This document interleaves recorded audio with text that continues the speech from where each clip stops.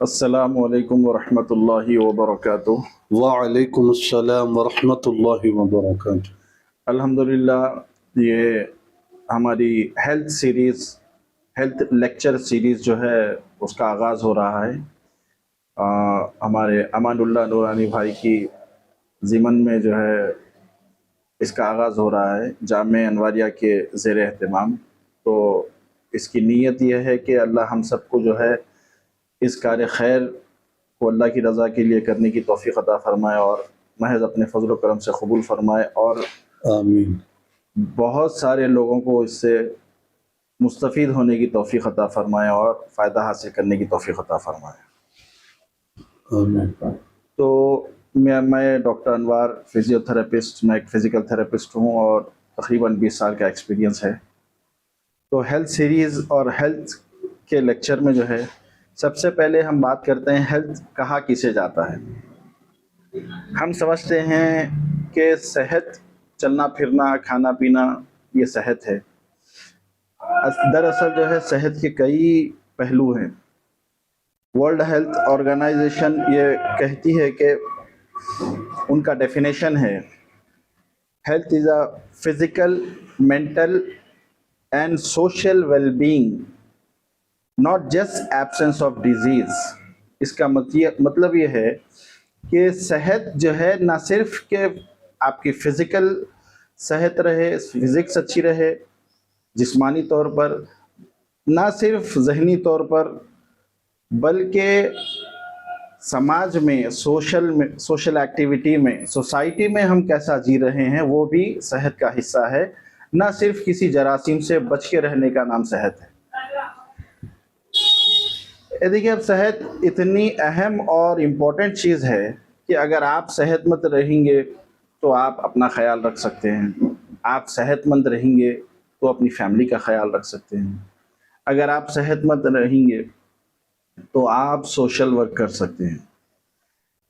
अगर हम सेहतमंद नहीं हैं, हम खुद दूसरों के ऊपर डिपेंड हो जाएंगे।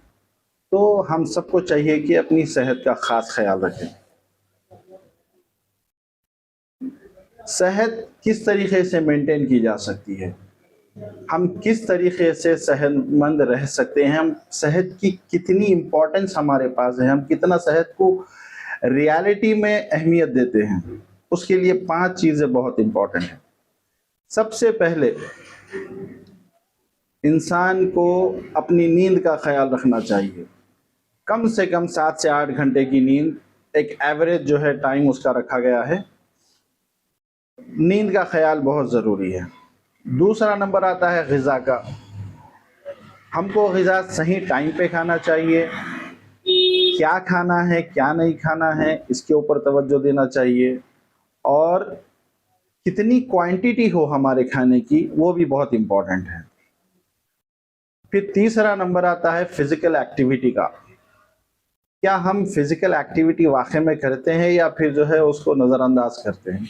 किसी भी किस्म की हो, वॉकिंग हो, दंड बैठक हो, घर के कामकाज हो, जो आपको पसंद है वो फ़िज़िकल एक्टिविटी आप कर सकते हैं। दोनों में सबसे ज़्यादा मुफीद कौन सी एक्टिविटी रहेंगी डॉक्टर साहब? जॉगिंग है, वॉकिंग है, या फ्री हैंड एक्सरसाइज है? वार्म अप एक्सरसाइजेस भी बहुत बेहतरीन चीज़ है और वॉकिंग भी बहुत अच्छी चीज़ है। और उससे ज़्यादा करना चाह रहे हैं तो आप हमारे देसी अंदाज के जो दंड बैठक जिसे कहा जाता है वो भी जो है बहुत मुफीद चीज़ है। तो सबसे बेसिक ये 3 चीज़ें हैं।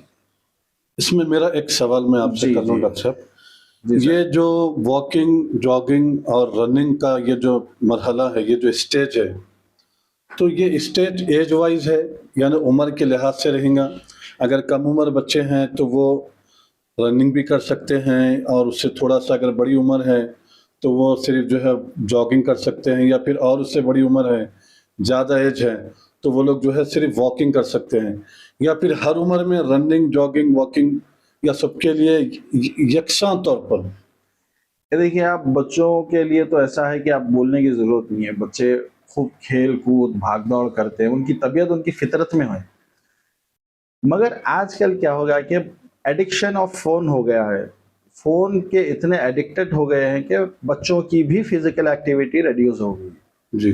बच्चों को अगर आप बजाय फ़ोन के फिज़िकल गेम्स में इन्वॉल्व करें, जैसा फुटबॉल है, वॉलीबॉल है, जो भी बच्चों को पसंद है वो गेम्स खिलाएंगे ज़्यादा बेहतर है। तो बच्चे कैसी भी एक्टिविटी कर सकते हैं, बच्चों के लिए कोई रोक टोक नहीं है। जी। दरमियानी एज के जो लोग हैं, तो जैसा दरमियानी एज से मतलब 20 से 30 या 20 से 40? 20 से 40 समझिए आप जी। 20 से एक एवरेज जो है 20 से 40 साल के जो लोग हैं वो ब्रिस्क वॉकिंग उनके लिए सबसे ज़्यादा मुफीद है। और दूसरी एक्सरसाइजेस भी कर सकते हैं, मगर हर ब्रिस्क वॉकिंग कैसे की जाती है? ब्रिस्क वॉकिंग जो है जरा सा जो रनिंग से थोड़ा सा पहले की जो स्पीड रहती है उसको ब्रिस्क वॉकिंग कहा जाता है। एक होती है नॉर्मल वॉकिंग, आप बात करते हुए टहल रहे हैं, स्पीड नहीं है उसमें। वॉकिंग की सबसे जो हाई स्पीड है उसको ब्रिस्क वॉकिंग कहा जाता है, समझा? जस्ट बिफोर द रनिंग से थोड़ा सा पहले की जो वॉकिंग होती है, आप इतना तेज भाग रही है और थोड़ी स्पीड बढ़ाएंगे तो आप रनिंग में आ जाएंगे जी। इतना तेज वॉक आप कर रहे हैं कि थोड़ी सी वॉकिंग आप अगर बढ़ा देंगे तो आप जो है वॉकिंग में नहीं रहेंगे, आपका शुमार रनिंग में हो जाएगा जी। ये 20 से 40 के दरमियान में बिल्कुल कर सकते हैं। और फिर 40 साल के बाद से 60 साल के दरमियान, 40 साल के बाद से 60 साल के दरमियान का जो एक एज का जो एवरेज है उसमें भी ये कर सकते हैं, बशर्त है कि इंसान को आदी होना चाहिए जी। अब आप देखेंगे कि 60-70 साल का आदमी भाग रहा है, अरे साहब ये तो 60 साल का आदमी है भाग रहा, मगर ऐसा नहीं है, वो बरसों से उसकी आदत है उसके बॉडी को, तो ये आदत पे डिपेंड करता है। अगर आप शुरू से एक्टिविटी के आदी हैं तो आपका जिस्म हर एक्टिविटी को झेल सकता है। तो उसमें एज लिमिट नहीं रहेंगे? उसमें एज लिमिट का उतना असर नहीं रहता है जी। तो हरकत में बरकत है, हम बचपने से सुनते हुए आ रहे हैं कि हरकत में बरकत है।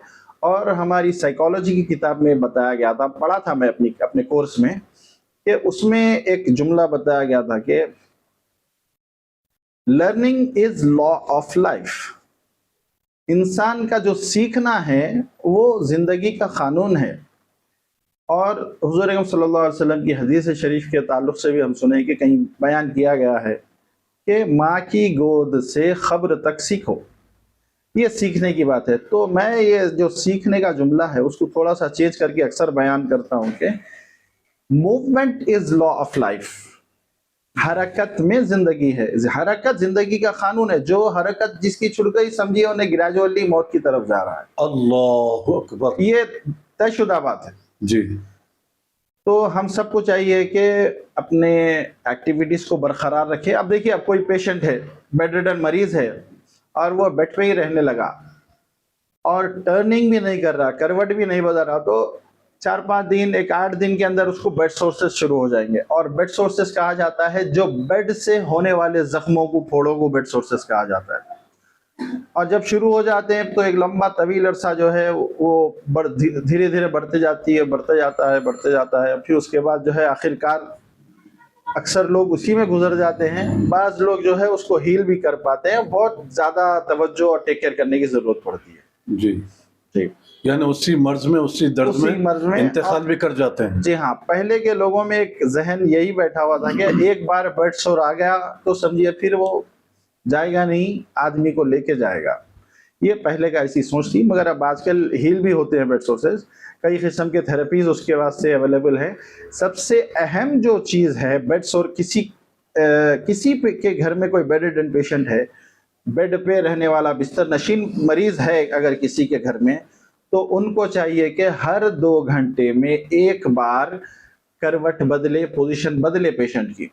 ये बहुत अहम पॉइंट आपके सामने अर्ज कर रहा हूँ मैं कि ये करवट बदलना बेहद लाजिम है। अगर कोई पेशेंट बेड के अंदर करवट नहीं बदलता है तो यकीनी तौर पर उसको जो है 4 से 8 दिन में बेड सोर्सेज स्टार्ट होंगे। अल्लाहु अकबर, अल्लाहु अकबर। जी हाँ, सिर्फ यानी एक ही हफ्ते के अंदर शुरू हो जाएंगे और फिर आसानी से हील अप नहीं होता, क्योंकि पेशेंट खुद बेड रिडन है तो उसका दौरान खून कैसा होगा। हर जख्म को हील होने के लिए दौरान खून की ज़रूरत है। अब देखिए, अब हर जोड़, हर मसल, हमारी हर रग नस, हत्ता कि हार्ट हो, लंग्स हो, किडनी हो, हर एक को हरकत की ज़रूरत है। अब ये हरकत जिंदगी का कानून है। जी। हरकत नहीं है, मौत। अल्लाह। तयशुदा बात है ये। अब देखिए, अब हार्ट हमारा हमेशा धड़क रहा है जी। खून हमारा हमेशा दौड़ रहा है, लंग्स हमारे हमेशा काम कर रहे हैं, सांस हम बराबर ले रहे हैं। एक बार सांस नहीं रोक सकते आप, 5 मिनट 2 मिनट के लिए सांस नहीं रोक सकते हम। तो ये बात तयशुदा है कि हरकत में बरकत है, हरकत करना ज़रूरी है। जिसको अपनी अपनी सहूलत के हिसाब से एक्सरसाइज ज़रूर करिए, और जितना हो सके आपकी दिलचस्पी कैसी किन टाइप की चीज़ों में आपकी दिलचस्पी है, उस टाइप की एक्सरसाइजेस, उस टाइप की जो है एक्टिविटी करिए। पहले हमारे पास ये होता था कि भाई घरों में जो है हाथों से मसाले पीसे जाते थे, ग्राइंडर्स नहीं थे, और लेडीज़ की एक्सरसाइज होती थी, चूल्हे में फूकते थे, लंग्स की एक्सरसाइज हो जाती थी लेडीज़ के लिए। हाथ कपड़े से धोते थे, जिस्मानी एक्सरसाइज होती थी हमारी। पानी सेंधते थे, शोल्डर्स की एक्सरसाइज।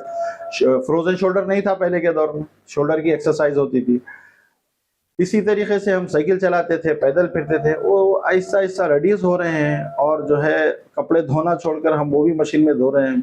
तो ये सारी चीज़ें जो है हमारी सेहत पर असर डाल रही है, और हमारी फिज़िकल एक्टिविटी को रिड्यूस कर रही है। हम सबको चाहिए कि फिज़िकल एक्टिविटी पे तवज्जो दें। तो ये 3 चीज़ें जो है बहुत अहम थी, जो सेहत के ताल्लुक से हर आदमी को सोचना चाहिए। सबसे पहली नींद, दूसरा ग़िज़ा, तीसरी एक्सरसाइज। और एक दानिशमंद हज़रात का कहना है कि 5 डॉक्टर ऐसे हैं दुनिया में जो आपके बेस्ट डॉक्टर्स हैं। सबसे पहला डॉक्टर आपकी नींद है।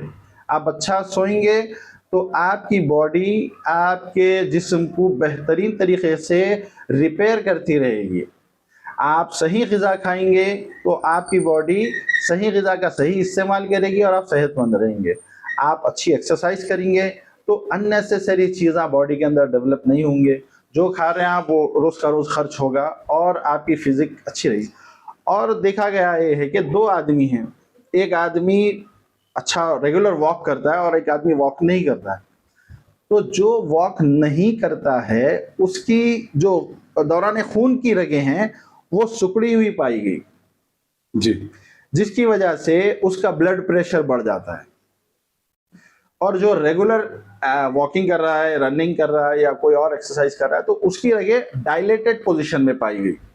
डायलेटेड का मतलब यह है कि अंदरूनी हिस्सा खुल जाना उसका, जी, ताकि रास्ता खून को दौड़ने के लिए बड़ी मकदार का मिले। जैसा ही रास्ता कम होता है जब ब्लड प्रेशर बढ़ता है। आप देखिए, पानी के पाइप पे आप पैर रख दिए तो जो है प्रेशर बढ़ जाएगा, पैर हटा दिया तो प्रेशर कम होगा। तो ये बहुत बड़ा चेंज है, बहुत बड़ा असर रहता है पूरी बॉडी के ऊपर एक्टिविटी का। अपनी एक्टिविटी के ऊपर तवज्जो फरमाएं। सिर्फ ब्लड प्रेशर ही नहीं, बल्कि मसल स्ट्रेंथ है जी, और शुगर का किस्सा है। आप ही के नानी माँ की बात में सुना था कि आपकी नानी माँ तकरीबन 100 इयर्स के करीब एज हुई उनकी, जी जी माशाल्लाह से, और नियरली 50 इयर्स विद शुगर गुजारे। जी, मैं सुना उनके बारे में। और डॉक्टरों ने पूछा कि भाई आप इतने साल कैसा झेले शुगर, तो उन्होंने कहा कि मेरी ऐसी कोई ख़ास चीज़ नहीं है, मगर मैं पूरी नमाजें, सुन्नतें, फ़र्ज़, नवाफिल ठहर के पढ़ती हूँ और पूरे अदा करती हूँ। सुभान अल्लाह, ये तो मैं भी देखा नानी अम्मा जान जी हाँ। तो ये एक हमारे लिए तहज्जुद के पाबंद भी थे। न सिर्फ तहज्जुद बल्कि इशराक, चाश, शवाबिन, पूरी नमाजें, जी हाँ, और आखिरी तक भी खड़े होकर अदा किए नानी। तो आप देखिए, इल्ला ये कि मरजुल मौत के वक्त, क्योंकि नानी अम्मा जान सरकार होश में नहीं थे, जी जी, तो उस वक्त वो 3-4 दिन के अय्याम में भी बेड पर वो लेट कर नमाजें अदा कर रही थी। जी हाँ। तो यही चीज़ है कि हमारी नमाज खुद भी एक बेहतरीन फिजिकल एक्टिविटी है हमारी, और मस्जिद को जाना आना भी एक एक्टिविटी है। तो इन छोटी छोटी चीज़ों का ख्याल रखना ज़रूरी है। तो बेस्ट डॉक्टर्स के बारे में हम बात कर रहे थे। दुनिया के 5 बेहतरीन डॉक्टर कौन हैं? सबसे पहला डॉक्टर आपकी नींद है, दूसरा डॉक्टर आपकी ग़िज़ा है। अब ग़िज़ा के बारे में ये कहा गया कि ग़िज़ा को, जो आप खाना खा रहे हैं उसको दवा समझ के खाइए, नहीं तो आगे ज़िंदगी में दवाओं को ग़िज़ा के जैसा खाना पड़ेगा। अक्सर देखते हैं लोग काफ़ी 10-10, 15-15 टैबलेट्स इस्तेमाल करते हैं। तो दूसरा डॉक्टर है आपकी ग़िज़ा, क्या खाना है, कितना खाना है, ये बहुत अहम है। तीसरा जो है आपकी एक्सरसाइज है, आपका तीसरा डॉक्टर। चौथा डॉक्टर है सनलाइट। हम सनलाइट, धूप की रोशनी लेने का हमारे पास एहतमाम नहीं है। बाज़ लोग बाकायदा उसका एहतमाम करके जो है, हमारे पहले पुराने बुजुर्ग जो लोग थे वो बाकायदा सनलाइट लेने का एहतमाम करते थे, एक आधा घंटा बैठते थे धूप में, सुबह की धूप में। और तीसरा डॉक्टर कहा गया है कि फ्रेंड्स, दोस्त, मुलाकातें जो है, आपके चहीते लोग जो है उनसे मिलना, उनसे बात करना भी जो है आपकी सेहत पे एक अच्छा असर डालता है। तो पांचवा, जी पांचवा हो गया ये फ्रेंड्स है, चौथा सनलाइट है, पांचवा फ्रेंड्स।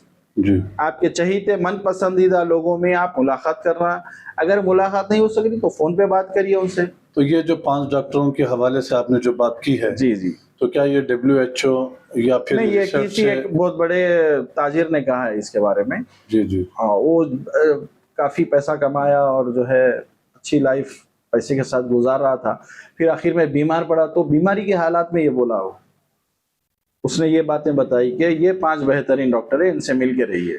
जी, फिर उसने और ये भी बोला कि आप ये पैसा कमाने के लिए किसी को हायर कर सकते हैं आप, मगर आप अपनी बीमारी किसी को ये नहीं कह सकते कि तू मेरी बीमारी संभाल, मैं इतने पैसे दूंगा तेरे को। आपकी बीमारी आपको झेलना है। तो अपनी सेहत का ख्याल रखिए, तवज्जो से जो है अपनी सेहत का ख्याल रखते हुए एहतमाम करिए, नींद का, ग़िज़ा का और सोने का, और जहन को पुरसुकून रखने का। अब जहाँ तक एक बात आपने ये कही है डॉक्टर साहब कि ग़िज़ा का एहतमाम किया जाए, जी जी, और ग़िज़ा को जो है एक अपनी जो मिक़दार है मुतय्यन, तो उसके लिहाज से उसी मिक़दार और के दरमियान ही जो है मुतवस्सित अंदाज में आप खाना तनावुल करें, खाएं। तो आप थोड़ा सा ये बता दें कि इस बात पर रोशनी डालें कि ये जो मिक़दार है, तो इसकी मिक़दार क्या हो। जो हम 3 टाइम नाश्ता करते हैं, तो सिर्फ 3 टाइम ही नाश्ता किया जाए।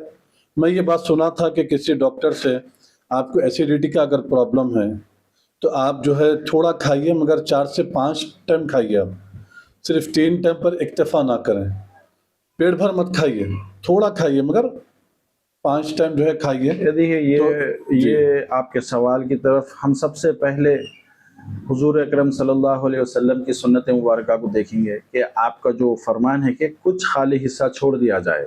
जी, ये सबसे अहम चीज़ है। जब आपके सामने ग़िज़ा रखी हुई है और आपको कुछ हिस्सा पेट का खाली रहते पर हाथ को रोकना है, ये सबसे बड़ा जो है अपने नफ्स पे कंट्रोल है। जी, अगर ये हमारे अंदर आ जाता है तो हम बेहतरीन सेहतयाबी हासिल कर सकते हैं। जी। इस सिलसिले में साइंस क्या कहती है डॉक्टर साहब? साइंस तो इसी को जो है इत्तेफाक करती है कि ये बहुत अच्छा तरीका है। और हम एक वाक़या भी सुने थे कि कोई हकीम साहब सरकार दो आलम सल्लल्लाहु अलैहि वसल्लम के दौर में मदीना शरीफ तशरीफ लाए। एक हकीम साहब जो है यूनान से या कहीं से मदीना तशरीफ लाए और सरकार दो आलम सल्लल्लाहु अलैहि वसल्लम से इजाज़त मांगी कि आप इजाज़त दें तो मैं अपने क्लिनिक का कैंप मदीना शरीफ में लगाना चाह रहा हूँ। तो आप सल्लल्लाहु अलैहि वसल्लम ने उनको इजाज़त दी। तो अब महीना, 2 महीने, 6 महीने वो हकीम साहब रहे और देखे कि कोई पेशेंट ही नहीं आया उनके पास। फिर उन्होंने 6 महीने के बाद, या जो भी वक्फा था उनका रुकने का, उसके बाद उन्होंने इरादा करे कहीं और जाने का और अपना कैंप पैकअप करे। तो लोग आके साहबा पूछे कि आप, अच्छा आप जा रहे हैं, जाने वाले हैं? हम फिर उन्होंने बताया कि भाई हाँ मैं जा रहा हूँ, इसीलिए कि कोई बीमारी नहीं होता यहाँ पर। आप तवज्जो फरमाए, रसूलुल्लाह सल्लल्लाहु अलैहि वसल्लम की जो हयात मुबारका में सहाबा कराम जो एहतमाम फरमाते थे सरकार सल्लल्लाहु अलैहि वसल्लम की सुन्नतों का, तो वो हकीम साहब सहाबा से पूछे कि आप बताइए कि क्या करते आप लोग जो बीमार नहीं पड़ते। हाय हाय हाय। तो सहाबा ने फरमाया कि हम ऐसा कुछ ख़ास नहीं करते, रसूलुल्लाह सल्लल्लाहु अलैहि वसल्लम के बताए हुए तरीक़े पे अमल करते हैं। थोड़ा सा खाली पेट के ऊपर अपना हाथ रोक लेते हैं खाते वक्त। जी, ये यानी पेट भर नहीं खाते, पेट भर नहीं खाते, शिकमशैर होकर नहीं खाते। जी हाँ, 75% विथ पानी, विथ वाटर उनका जो है ब्रेकफास्ट बोलिए, डिनर बोलिए, लंच बोलिए, यानी हमेशा यही मामूल रहा है। यही मामूल रहा है। और ये एक चीज़ को भी अगर पकड़ लेंगे हम तो जो है इंशाअल्लाह ताला उससे जो है मुस्तफ़ीद हो जाएंगे। एक और तरीका ये है, हमारे पास डाइटिशियनिस्ट से मिलने का तरीका नहीं है रिवाज जी हमारे मुआशरे में। हम मेरे हिसाब से डाइटिशियनिस्ट से हर आदमी को मिलना चाहिए, अपना डाइट चार्ट बनाना चाहिए, जी फिर उस हिसाब से फॉलो अप करना चाहिए। जी। ये एक चीज़ है। एक और तरीका ये है कि आप खाना खाएं। ये डाइटिशियन का बाकायदा कोर्स भी बाकायदा कोर्स होता है, उसके डॉक्टर्स होते हैं अलग। जी तो आपके बॉडी वेट, आपका बॉडी स्ट्रक्चर देखकर वो क्या खाना, क्या नहीं खाना, क्या टाइम पे खाना, वो डिसाइड करके आपको लिख के एक चार्ट बना के देते हैं। अल्लाह। और उसको अगर आप फॉलो करेंगे तो अपना बढ़ता हुआ बॉडी वेट भी जो है कंट्रोल होता है लोगों का। जी बहुत सारे लोगों की शुगर कंट्रोल में आ जाती है, बहुत का जो है ब्लड प्रेशर वगैरह भी कंट्रोल में आ जाता है। सुभान। तो ये बहुत अहम चीज़ है। मेरे हिसाब से हम सबको चाहिए कि एक डाइटिशियनिस्ट या न्यूट्रिशनिस्ट से मिलें और अपना diet chart, proper diet chart बनाएं और उसके साथ उसी डाइट चार्ट पे अमल करें। एक ये तरीका है। एक और तरीका ये है कि जब भूख लगी आपको खाना खाइए, थोड़ा सा पेट खाली रख के हाथ रोकिए, फिर नेक्स्ट मील आपका फिर भूख लगने पर खाइए, जी क्योंकि आपकी body tells you what it wants. तो ये एक चीज़ है। अब देखिए, आप न्यूट्रिशंस में हमको क्या क्या चाहिए। बैलेंस डाइट में आपको कार्बोहाइड्रेट्स भी लेना है, प्रोटीन्स भी लेना है, फैट्स भी लेना है और विटामिन्स भी लेना है, मिनरल्स भी लेना है और अच्छी मिकदार में पानी पीना है। वो अच्छी मिकदार क्या होनी चाहिए? 2 लीटर 3 कम लीटर से कम, या एज के लिहाज से पानी पीना चाहिए? ये देखिए उसकी मिनिमम, जो मिकदार है जी मिनिमम 2 से 3 लीटर हर आदमी को पीना चाहिए। का बड़े हो या बच्चे हो? बच्चों का तो थोड़ा सा कम, शायद उनकी एक्टिविटी के उसके ऊपर डिपेंड रहता है। 2 लीटर के ऊपर आप जितना चाहे पिए, एक्सेप्ट किडनी पेशेंट्स जिनको पानी ज़्यादा पीने की जो है पाबंदी है, उनको छोड़ के हर आदमी ज़्यादा से ज़्यादा पानी पी सकता है। और सबसे अच्छा जो टाइम है सुबह के वक्त का है, जब आप फ्रेश उठे हैं और ज़रूरत से अपने फारिग हुए हैं, जब 1 लीटर पानी आप पी लीजिए। जी। तो यहाँ जो किडनी पेशेंट से मुराद जिनके गुर्दों में पथरी होती है, स्टोन होता है, जी या वो मुराद है, या फिर गुर्दों के दीगर अमराज हैं, जी दूसरी बीमारियां हैं? दूसरी बीमारी जिनके नेफ्रोलॉजिस्ट उनको एहतियात करने के लिए बोले, वो जो डॉक्टर उनको बोला कि भाई आपको पानी कम पीना है, तो वो पेशेंट को छोड़ के बाकी सब लोग पानी की मिकदार अच्छे से ज़्यादा पानी पीने की कोशिश करें। ठीक है, अपने आप तो को ज़्यादा से हाइड्रेटेड। ज़्यादा पानी पीने की कोशिश में कोई मतलब उसकी कोई लिमिट नहीं है, आप ज़्यादा हद से नहीं ज़्यादा है उसकी? नहीं है हद इसका। मिनिमम की लिमिट है, 2 लीटर के ऊपर होना चाहिए, 5-6 लीटर तक भी आप जा सकते हैं। और जंक फूड अवॉइड करना है। जंक फूड में कितनी जंक चीजें का आएंगी? मतलब है कि कचरा, जी कचरा फूड, जैसा कि बर्गर है, पिज्ज़ा है और आपके जो है दीगर जो है बाहर पक्के मिलने वाले जो अशिया ग़िज़ाएं हैं, चीजें अशिया हैं। हैं, वो उसका परहेज करना चाहिए, बेहतर रहेगा।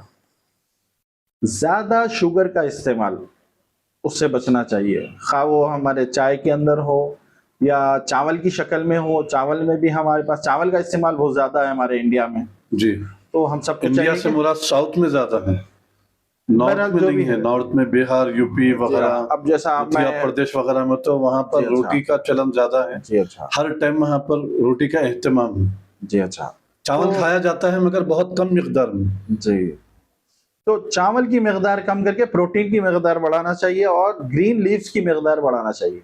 इसमें यानी कोई अगर शुगर पेशेंट हो या शुगर पेशेंट ना हो, शुगर पेशेंट है तो उसको तो एहतियाती करना है शुगर से, बिल्कुल तो बिल्कुल, शुगर पेशेंट ना हो वो भी एहतियात करे, क्योंकि अब जो देखा गया है मौजूदा हालात में, फिजिकल एक्टिविटी रिड्यूस हो गई हमारी और दावतों का आलम यह है कि क्या खा रहे हैं हमको अंदाज़ा नहीं है। बेशुमार नए नए डिशेस आ गए जिसमें जो है शुगर और कार्बोहाइड्रेट्स की मिकदार बेतहाशा है, अनलिमिटेड है।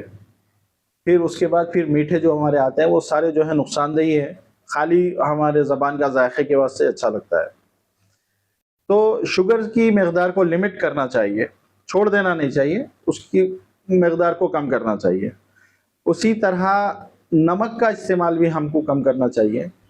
चखना चाहिए। सुन्नत के एतबार से हम सुने थे कि नमक को अव्वल आखिर चखना चाहिए, और फ्रूट्स जो नेचुरल फ्रूट्स हैं उसको जो है इस्तेमाल करना चाहिए ज़्यादा से ज़्यादा, और वेजिटेबल्स का इस्तेमाल भी अच्छे से अच्छा करना चाहिए। फिजिकल एक्टिविटी में जो है कम से कम 30 मिनट का जो है वर्कआउट आपका रखिए पूरे 24 घंटे में। जी जी, पहले इब्तिदा जो है 5 मिनट से शुरू किया जाए, जी हाँ, तो फिर उसको कैसे कैसे बढ़ाया जाए, रोज 5 मिनट 5 दिन, फिर 6वें दिन से 10 मिनट, फिर उसको इसी तरह 5 मिनट, फिर 11वें दिन से जो है 15 मिनट, ऐसा बढ़ाया जाए, या फिर 4-4 दिन या 3-3 दिन के वक्फे से भी बढ़ाया जा सकता है? रोज थोड़ा थोड़ा बढ़ा लेना अच्छी चीज़ है। जैसा आप एक 10 मिनट की वॉकिंग से स्टार्ट लिए, तो हर दिन जो है आप रोज 1 मिनट बढ़ाइए, दूसरे दिन 11 मिनट, तीसरे दिन 12 मिनट, आहिस्ता आहिस्ता आधे मिनट घंटे तक लेके जाइए। अगर आपका टाइम है तो 45 मिनट्स तक भी लेके जाइए उसको। जितना करेंगे आपको जो है फायदामंद रहेगा। अब एक्सरसाइजेस में वॉकिंग है, योगा है, स्ट्रेंथ ट्रेनिंग एक्सरसाइज, जैसा डंड बैठक वगैरह, ये स्ट्रेंथ ट्रेनिंग में आते हैं, ये भी आप कर सकते हैं। ये सारे चीज़ें, ये जो एक्सरसाइज है, ये मोटापे का जो रिस्क है उसको रिड्यूस करती है। हार्ट अटैक का जो रिस्क है उसको रिड्यूस करती है। हार्ट अटैक का ताल्लुक मोटे या दुबले होने से नहीं है। मेरे मुशाहिदे में ये चीज़ें आई हैं कि अब आप देखिए हमारे ताया हज़रत के जो हमजुल्फ हैं साड़ू, खालू हज़रत, जी जी, अब्दुल मन्नान हुसैनी के खालू, जी, तो वो इंतहाई दुबले हैं, लेकिन उनकी ओपन हार्ट सर्जरी हो गई। बिल्कुल काड़ी हड्डी पर चमड़ा, जो मुहावरा आमतौर पर जो मशहूर है हैदराबाद दक्कन में, जी जी, अरे ये क्या है भाई, इन्हें तो हड्डी पर चमड़ा है जो कहा जाता है, बोला जाता है। तो बिल्कुल भी आई नहीं ये मिसाल उन पर सादिक आती है कि वो सिर्फ हड्डी पर चमड़ा ही है, लेकिन उसके बावजूद उनकी ओपन हार्ट सर्जरी हो गई। जी, यही मैं बात अर्ज करना चाह रहा था। जो लोग फिजिकली एक्टिव हैं उनका हार्ट का, उनके आर्टरीज का, उनके लंग्स का कंडीशन जो है बहुत बेहतरीन होता है।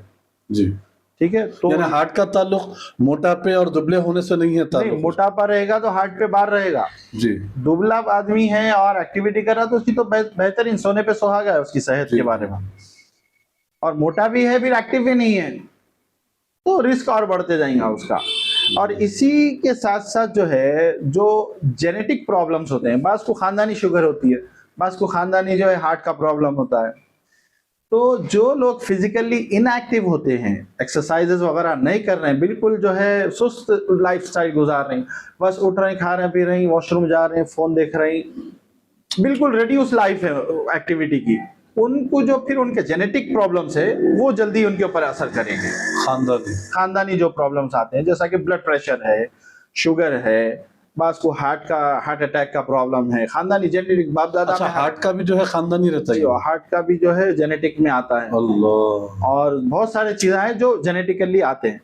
अगर वो जेनेटिक चेन को ब्रेक करना है तो सिर्फ एक रास्ता है, फिजिकल एक्टिविटी। अल्लाह अकबर। फिजिकल एक्टिविटी के जो बेनिफिट्स है मैं आपको बता नहीं सकता। एक अल्लाह ताला आपको गिफ्ट दिया, समझिए आप, फिजिकल एक्टिविटी अपनी सेहत को जो है मेंटेन करने के लिए। तो आप सबसे गुजारिश है कि आप फिजिकल एक्टिविटी अच्छी कर रखें।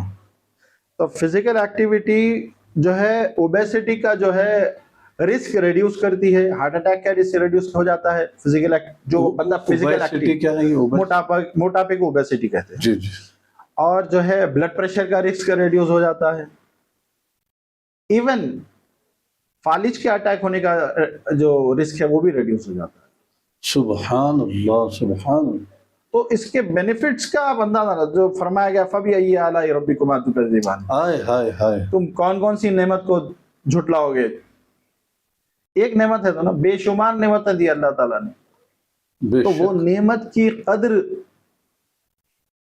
किस तरीके से करें, अपनी सेहत का ख्याल रख के करें।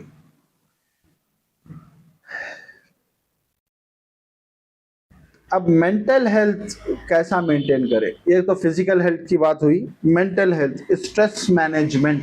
जी, आप डॉक्टर साहब ये शुरू करने से पहले, जी, इस टॉपिक को शुरू करने से पहले एक सवाल मेरा आपसे ये है, मिन जुमला सवालात में से एक सवाल ये भी मैं अर्ज करना चाहूँगा आपसे कि इसमें भी जो है डॉक्टर्स का इख्तलाफ है। जी, बाज़ डॉक्टर्स का ये कहना है कि आप जिम में आजकल जो लेटेस्ट जो एक्सरसाइज के जो जदीद आलात आ गए हैं, यानी जो जिनमें आप जो बोलते हैं बेंच, इंक्लाइन जो भी है, फिर वो मुख्तलिफ, यानी अब मौजूदा हालात में बॉडी बिल्डिंग, वेट लिफ्टिंग के जो भी ये एक्सरसाइजेस हैं जी, तो बाज़ लोगों का कहना ये है कि ये एक्सरसाइज, ये यानी ये वर्जिश से, ये एक्सरसाइज से हार्ट का रिस्क बढ़ जाता है और हार्ट अटैक में मुब्तला हो जाता है। बाज़ ये कहते हैं बोलने की बातें हैं सब, ऐसा कोई हार्ट वगैरह नहीं होता। और फिर उसमें एक तबका जो डॉक्टरों का है, उनका कहना ये है कि जो हैवी वेट एक्सरसाइज करते हैं, यानी बहुत ज़्यादा सीने पर अपने वज़न उठाते हैं, तो ना सिर्फ उनके जोड़ आगे चल के नाकारा और बिल्कुल बेकार हो जाएंगे, ज़ाय हो जाएंगे, किसी काम के नहीं रहेंगे। एक तो जोड़ पे बेकार नाकारा हो जाएंगे, और दूसरा ये कि आपके हार्ट पे बाढ़ आएगा, तीसरा ये कि आपके घुटने भी जो है वो जवाब दे देंगे, मतलब हैवी वेट एक्सरसाइज वगैरह कम। तो इस सिलसिले में आपका क्या कहना है डॉक्टर साहब?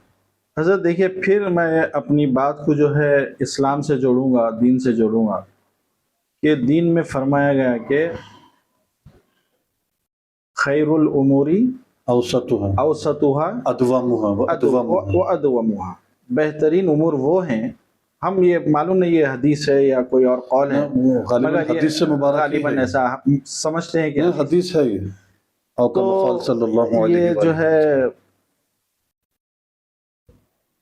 दरमियानी काम जो है वो ज़्यादा अल्लाह रसूल के नज़दीक पसंदीदा है, और जिन पर इस्तिकामत हो, मुदावमत, हमेशगी, रेगुलरिटी, इस्तिकामत हो रेगुलरिटी के साथ।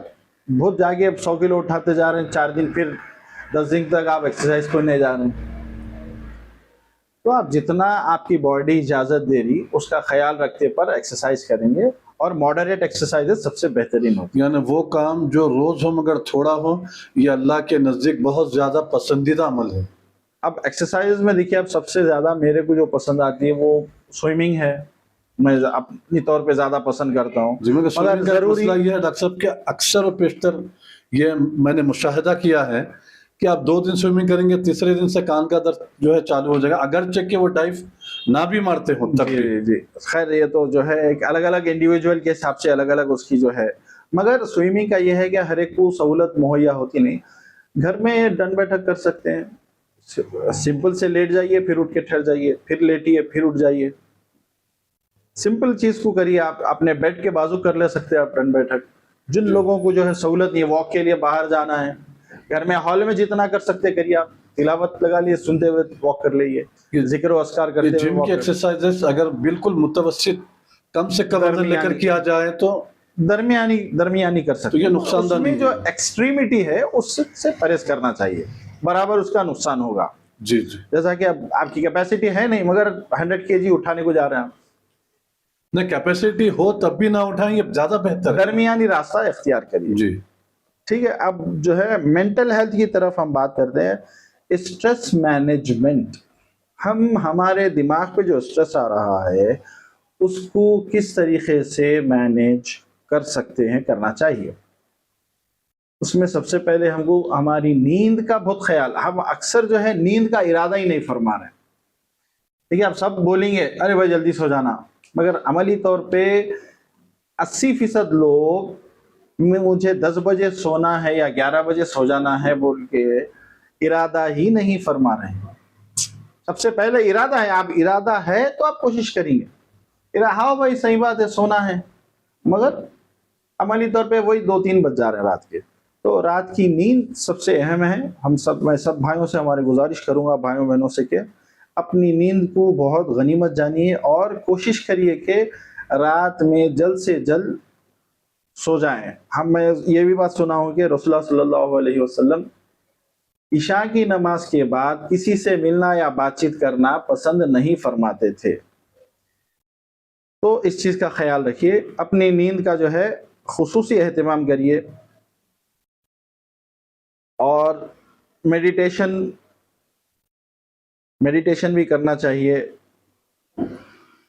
और आपकी पसंदीदा चीजें आप करिए। मेडिटेशन वो एक अपने आप को रिलैक्स करके रिलैक्स बैठना, उस किस्म के कुछ एक्सरसाइजेस होते हैं वो जी उसको मेडिटेशन कहा जाता है। योगा में भी वो उसका एहतमाम है। इवन हमारी नमाज का जो है मेडिटेशन में, नमाज भी एक मेडिटेशन है, ऐसा जो है माना जाता है। जो कायदे में बैठते हैं, हम सुजूद में जाते हैं, तो नमाज की पाबंदी भी जो है हमारे लिए फिजिकल एक्टिविटी और मेंटल हेल्थ मैनेजमेंट का हिस्सा है।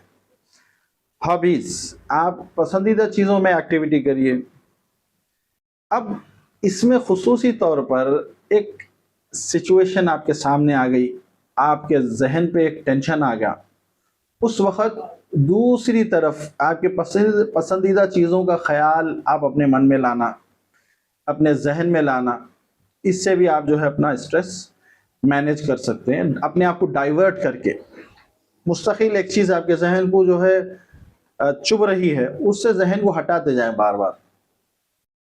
जिस चीज़ से स्ट्रेस आ रहा है आपको, बार आ रहा, एक फला शख्स है इंतहाई आपके साथ जो है दिल आज़ारी का मामला कर दिया जी, और करके वो उन्हें तो करके चले गया, मगर आपको मुसलसिल वो बात टॉर्चर कर रही है, आपको बार बार अजियत पहुंचा रही है आपके जहन पे। तो उससे आप अपने जहन को दूसरी तरफ हटाते जाएं। शायद उसी शख्स की कोई अच्छाइयाँ आप गौर करें या कोई और जो पसंद की चीज़ें आपकी, और सब्र के बाद जो सब्र करने वाले हैं उनके वास्ते अल्लाह ताला ने जो बशारतें फरमाई उसके ऊपर गौर फरमाई। और मेरा अपना नज़रिया यह है साहब कि जब तक आप लोगों को माफ़ नहीं करेंगे, अपना स्ट्रेस रिलीज नहीं करेंगे। बेशक माफ़ करने की आदत जो है ये बहुत बड़ी नेमत है अल्लाह ताला की तरफ से। अगर किसी को माफ़ी मांगने में पहल करने वाला दिल अगर अल्लाह अता फरमा दे, समझ लीजिए उसको बहुत बड़ा खजाना मिल गया अल्लाह की बारगाह से। बेशक, और माफ करने वालों को अल्लाह सुब्हानो बेहद पसंद फरमाता। और खुद हुजूर नबी करीम सल्लल्लाहु अलैहि वसल्लम जब ताइफ में आप तशरीफ लगे थे दीन इस्लाम की दावत देने के लिए, तो वहाँ के ताइफ के आबाश लौंडे, छिछोरे किस्म के बदमाश अय्याश, वो लोग इस कदर आपको जो है पत्थर बरसाए और मारे, यहाँ तक कि आपके नालैन मुबारक खून से जो है वो लुत्पुत यानी खून से भर गई थी नालैन मुबारक आपकी। तो इस कदर आपको ईज़ा और तकलीफ़ पहुँचे। लेकिन तब भी यहाँ तक कि हज़रत बाद रिवायतों में आता है कि जिब्रील अलैहिस्सलाम जोश में अगर अर्ज़ के या रसूल अल्लाह आप हुक्म दें, मैं ये पहाड़ों के फरिश्तों को हुक्म दूंगा, जो पहाड़ के जो फरिश्ते अल्लाह सुब्हानहू ने जो मुक़र्रर किए हैं, मैं उन्हें हुक्म दूंगा और वो दो पहाड़ में जो है ताइफ को पीस दिया जाएगा। आप अंदाज़ा लगाइए हबीब पाक सल्लल्लाहु अलैहि वसल्लम की अफ़ू दरगुजरी यानी माफ़ करना और बेशक भूल जाना, जो तकालीफ दिए हैं उसको भुला कर माफ़ कर देना, ये क्या अजीम खसलत है अम्बिया अलैहिस्सलाम। फिर उसमें भी हुज़ूर पाक सल्लल्लाहु अलैहि वसल्लम का ये मामला कि ख़ुद कुरान मजीद में अल्लाह सुब्हानहू आपकी शान में इरशाद फरमाता है कि अल्लाह ताला ने आपको अखलाक के अजीम मनसब पर, मर्तबे पर अल्लाह ने आपको फाइज किया। तो हुज़ूर अलैहिस्सलाम इरशाद फरमाते हैं, जिब्राइल ये लोग ईमान नहीं लाए तो क्या हुआ, इनकी नस्लें मुझ पर ईमान लाए, सुभान अल्लाह, लिहाजा मैं इनको माफ करता हूँ। अब यहाँ पर भी देखिए आप रसूलुल्लाह सल्लल्लाहु अलैहि वसल्लम उनकी नेगेटिव चीजों को नहीं देख रहे, आने वाली पॉजिटिव चीजों की तरफ तवज्जो, पॉजिटिव चीजें। तो इससे भी ये मैसेज मिल रहा है कि हम पॉजिटिव की तरफ, जिससे तकलीफ पहुंची है तो उसको भुला दिया जाए और उनसे जो हमको फायदा पहुंचा है, जो नफा पहुंचा है, जी जो अच्छे लम्हात उनसे गुजरे हैं, अच्छाई पे तवज्जो की जाए। यहाँ पर थोड़ा सा मैं आपसे एक और कुरानी शरीफ की आयत मुबारक अर्ज करना चाहूँगा कि अल्लाह तबारक व तआला, मुझे ऐसा महसूस होता है कि ये आयत में बयान फरमा रहा है कि मेरे ख़ास बंदे को देखना चाहते हो वो कैसा होता है, तो ये आयत में बयान कर दिया वो ऐसा होता है मेरा ख़ास बंदा, देख लो।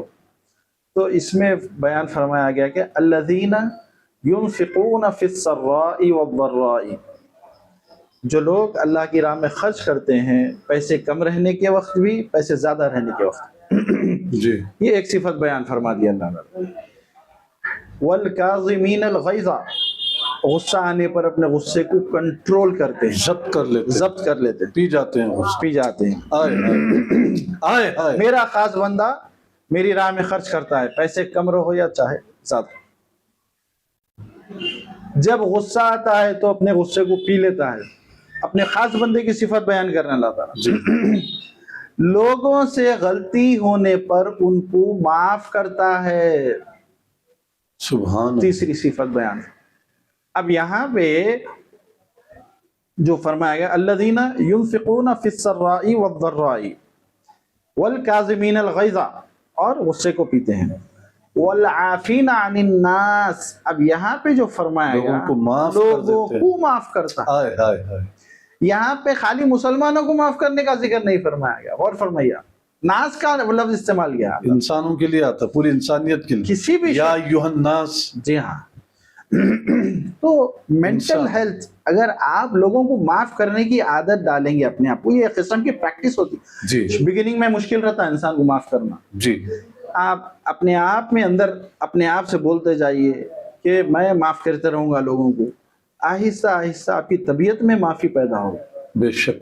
तो जैसा ही आप माफ करना चाहेंगे, माफ करते जाएंगे, तो आपका मेंटल स्ट्रेस रिड्यूस होते जाएगा। जितना आप नहीं माफ करेंगे उतना स्ट्रेस बढ़ेंगे। बेशक। और उसी से हसद भी जो है इसी से रिलेटेड है, जो हसद से बचना चाहिए हम सबको। तो हमारे एक पेशेंट है अदीब आंटी, वो अक्सर बयान फरमाती हैं कि हासिद को एक पल भी न राहत जहां में, रंजो अलम है जाम में जब तक है जाम। अल्लाह। तो ये सारी चीजें हम मेंटल हेल्थ मेंटेन करने के वास्ते हम कर सकते हैं।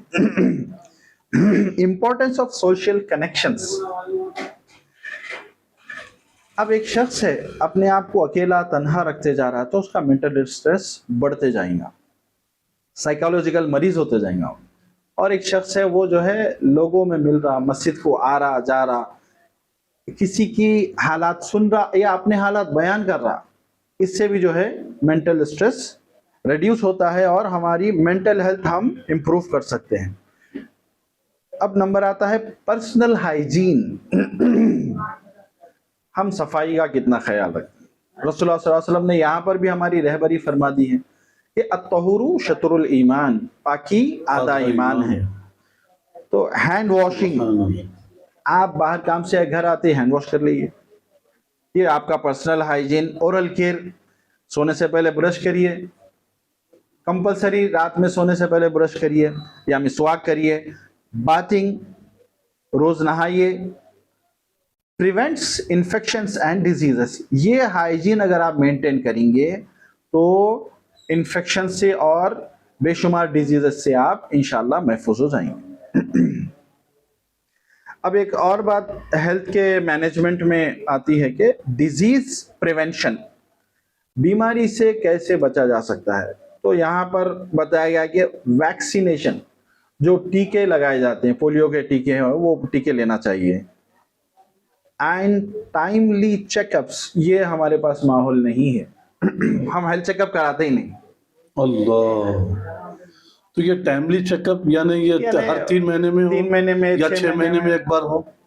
हर महीने में हुआ तो अच्छी बात है, 3 महीने में हुआ तो भी अच्छी बात है, कम से कम 6 महीने में होना चाहिए। अगर हर महीने में कराया जाएंगे तो वो यानी 3-3, 4-4 बार जब खून निकालेंगे तो उससे खून की कमी नहीं होगी। नहीं, ऐसा नहीं। हर चेकअप के लिए तो खून निकाला जाता है। हर बंदे की बॉडी में अल्लाह ताला ने एक्स्ट्रा ब्लड रखा है इमरजेंसी यूज के लिए।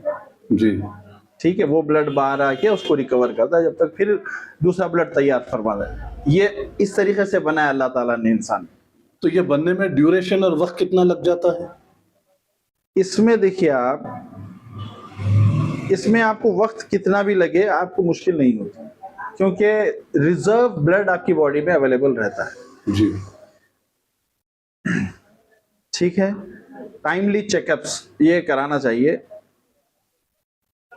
इस अवॉइडिंग स्मोकिंग, सिगरेट का जो इस्तेमाल है, डॉक्टर्स कहते हैं कि वो इस्तेमाल कम करना चाहिए, छोड़ देना चाहिए।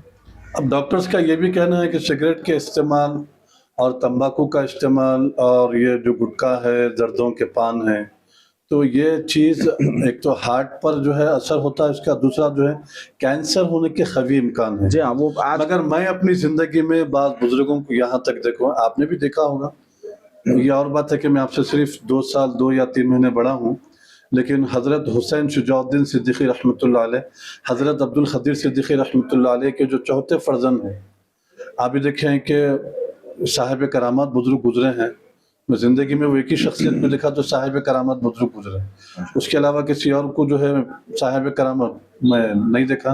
होंगे, हर जमाने में होते हैं, ज़रूरी नहीं कि हर वली से हमारी मुलाकात हो। बहुत से औलिया ऐसे हैं जो नज़रों से ओझल रहते हैं। तो मैं ये देखा कि हज़रत अपने विसाल तक भी हज़रत जो है सिगरेट नोश फरमाया करते थे, और वो भी विदाउट फिल्टर चारमीनार की सिगरेट पिया करते थे। और फिर जो है तबर्रुक के तौर पर मुरीदीन भी जो है वो हज़रत बाकी हिस्सा जो छोड़ दिया करते थे, तो वो पीर भाई हजरत भी जो है वो सिगरेट पिया करते थे, इस्तेमाल करते थे। तो हज़रत की उम्र शरीफ जो है एज 94 बरस हुई माशाल्लाह। तो डॉक्टर्स का ये जो कहना है, उससे जो है हार्ट अटैक होकर जो है आमतौर पर लोग जो है इंतकाल कर जाते हैं, और हार्ट अटैक होकर मरते हैं। जी, हार्ट में लोग विसाल करेंगे, इंतकाल होगा उनका, इस मर्द में मुब्तला होकर वो लोग मरेंगे। देखिए आप तो फिर बहुत से लोगों को भी देखा कि मैं इस मर्द में उनकी विसाल नहीं हुई। आज भी हमारे इस ज़माने में मौजूदा कई ऐसे बुजुर्ग हजरात हैं, यानी उम्र रसीदा, जिनको मैं देखा हूँ। हाँ, अलबत्ता खांसी का प्रॉब्लम ज़रूर रहता है। देखिए, जी, हो सकता है कि फेफड़े वगैरह उससे सिकुड़ जाते हों, जी, जी। ऐसी लंबी चलती खांसी। देखिए अब यहाँ पर साइंस ये बोल रही है कि स्मोकिंग अवॉइड करना चाहिए अगर आप अच्छी सेहत मेंटेन करना चाह रहे हैं, ठीक है। अल्कोहल का जो लोग इस्तेमाल करते हैं, शराब नोशी से जो है दीन इस्लाम में भी मना किया गया, हराम है, हराम कर खराब खबाइस कहा गया जी हाँ। और ड्रग्स, हमारे पास एक और एक चीज़ चल पड़ी है कि बाज़ ख़वातीन हैं या बाज़ हमारे मर्द हजरात हैं, वो लोग अनजानी तौर पे पेन किलर्स के एडिक्ट हो जाते हैं। अल्लाह, उनको मालूम ही नहीं है वो पेन किलर है, किडनी को डैमेज कर रहा जाके डेली। अल्लाह, उनको मालूम ही नहीं है, डेली स्टेरॉइड खा रहे हैं। 10 साल से, एक लेडी पेशेंट से मिला मैं, 10 साल से रेगुलर स्टेरॉइड ले रहे हैं, किडनी फेलियर से गुजर गए बेचारे, इंतकाल भी कर गए। उस्मान भाई चांदपुर खाउस, आप जानते होंगे जी, उनकी बहन। हाँ, चांदपुर खास, जी जी। तो हमको जो है वो करना चाहिए कि, तो वही मेडिकल पे बोल रहे हैं, मंगा ले रहे हैं, खा ले रहे हैं। वैसा भी है, बाज किसी को वक्तिया तौर पे किसी डॉक्टर ने पेन किलर लिखा, अब वो लिखे उन्होंने वो रख लिया उठा के नाम, और वो मुसलसिल इस्तेमाल करे चले जा रहे। 1 साल 2 साल 10 साल, मालूम ही नहीं क्या क्या चीज़ है और क्या असर हो रहा उसका। और जब आखिर में जब उसके रिजल्ट्स आ रहे हैं तो बहुत टाइम हो चुका होता है, गाड़ी हाथ से निकल गई होती है, उसके बाद कुछ नहीं कर सकते। तो ये भी बहुत अहम चीज़ है कि आप कौन सी दवा खा रहे हैं, आपको मालूम होना चाहिए, उसके साइड इफेक्ट्स क्या है मालूम होना चाहिए। यानी ऐसे मरहले में मालूम हो रहा कि आप चाहकर भी कुछ नहीं कर सकते। आप 10 साल से इस्तेमाल कर रहे हैं, पूरा डैमेज हो गया, दवाई मच गई, आप क्या करेंगे। तो किसी डॉक्टर ने आरजी तौर पे आपको कोई पेन किलर लिखा भी है तो आप फिर उससे राब्ता करिए कि भाई कितने दिन तक खाना है, मुसलसिल खाना है या इसको गैप भी देना है। ये बहुत अहम चीज़ है। ये अनजानी तौर पे हमारा मुआशरा ज़्यादा इस्तेमाल कर रहा है पेन किलर्स। सिर्फ यही नहीं बल्कि आप अपनी सेहत से मुतालिक इवन अगर आप खाना भी खा रहे हैं तो कौन सी चीज़ ग़िज़ा में मुसलसल खाना सेहत को ज़रर रसा है, सेहत के लिए नुकसान पहुंचाने वाली है, वो भी जो है डॉक्टर से मशवरा किया जाए। बिल्कुल बिल्कुल। आप तो जो है बाकायदा दवाएं चला ही चला सिलसिला लामुतनाही सिलसिला ख़त्म होने का नाम में साल दवाएं खा खा कर इंतकाल ही कर जा रहे हैं। तो इस पे तवज्जो देने की ज़रूरत है। और जो है लाइफस्टाइल हैबिट्स, ये बहुत अहम चीज़ है साहब। हमारे पास हमारे जो लाइफस्टाइल बनी हुई है, सोने का टाइम, खाने पीने का, खान पान के चीज़ों का तरीक़ा, ये इसको सुधारने की तरफ हम नहीं सोचते, हमारे हैबिट्स को चेंज करने की नहीं सोचते। तो अगर कोई इनएक्टिव बंदा है, इनएक्टिव पर्सन है, तो उसको चाहिए कि उसका लाइफस्टाइल चेंज करे, एक्टिविटी में आ जाए। और कोई ओवर ईटिंग कर रहा हो तो उसको चाहिए कि अपनी जो मकदार है अपनी ग़िज़ा की उसको रिड्यूस करे, तो उसकी सेहत के वास्ते अच्छा रहेगा। स्क्रीन टाइम लिमिट्स, ये बहुत अहम चीज़ है लाइफस्टाइल हैबिट्स में। आप ये दौर ऐसा आ गया कि फ़ोन हर ज़ईफ़ से लेके छोटे बच्चे के हाथ में फ़ोन आ गया जी। तो इसमें हम सबको चाहिए कि फ़ोन का एक टाइम होना चाहिए, इस्तेमाल करिए ज़रूर, बच नहीं सकते आप। 1-2 घंटे आप सोशल मीडिया या 1 घंटा आप अपना टाइम उस पर फिक्स कर लें कि मैं ये टाइम पे यूज करूंगा, और उस पर सख्ती से आपका अमल होना चाहिए। अब आपकी तबीयत कितना भी चाहे वो टाइम से हट के आपको इस्तेमाल नहीं करना, ये आपका सेल्फ कंट्रोल है अपने नफ्स के ऊपर जी। तो आप खुद भी महफूज रह सकेंगे, अपनी फैमिली को भी आप जो है महफूज रखेंगे इंशाअल्लाह। वर्क लाइफ बैलेंस, हर चीज को बैलेंस में लेके चलिए। कंक्लूजन आखिरकार नताइज आखिर के ये हैं कि small daily habits big long term impact. जो रोजमर्रा छोटी छोटी आदतें हैं वो आगे जाके आपकी सेहत पे एक अच्छा असर डालेंगी। सुबह उठ के वॉक करना है, खाना जो है हिसाब किताब से खाना है, टाइम पे सोना है, ये अगर हैबिट्स हम बना लें अच्छी, तो आगे जाके जो हमारी ज़ईफ़ी की ज़िंदगी बोलिए आप या आने वाली ज़िंदगी में हमारी सेहत का एक अच्छा उसका असर रहेगा इंशाअल्लाह ताला।